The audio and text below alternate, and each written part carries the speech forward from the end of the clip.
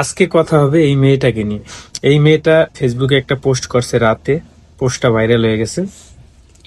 এই মেয়েটা লেখছে, স্ত্রীকে সারাদিন দাসীর মতো কাজ করিয়ে রাতে নায়িকার মতো পারফরমেন্স আশা করাটাই ডিভোর্সের অন্যতম কারণ।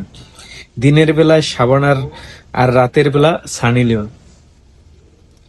তো এই মেয়েটার উদ্দেশ্যে আমি বলতে চাই, স্বামীর সংসারে সাধারণ কাজ করাকে তুমি যদি দাসী বান্দি মনে করো, যেমন ধরো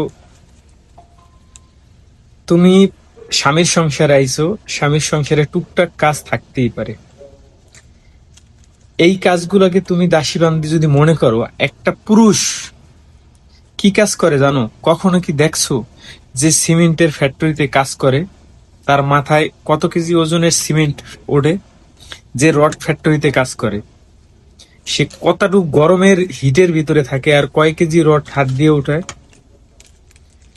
যে এই সৌদি আরবের মাটিতে বা বিভিন্ন কান্ট্রিতে ব্লক চেন বিল্ডিং কনস্ট্রাকশনের কাজ করে, এক একটা ব্লকের ওয়েট 80 কেজি পর্যন্ত আছে।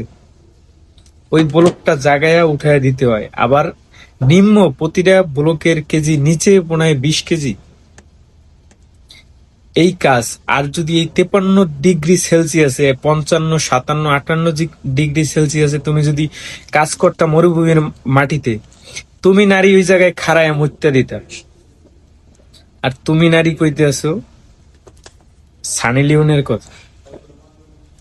আরে তুমি সানি লিওন নারী বানাইতে যায় এক একটা পুরুষের দেহে থেকে যে কত ফোঁটা ঘাম ঝরে। আর তুমি নারী তো সব সময় বলো নারী পুরুষ সমান অধিকার। সমিলে যারা গাছ পারে তাদের দেখছো এক একটা গাছ কিভাবে তারা কারে উঠায় নেয়? আর তুমি নারী আশা করো যে আমার স্বামী জনি সিং হোক,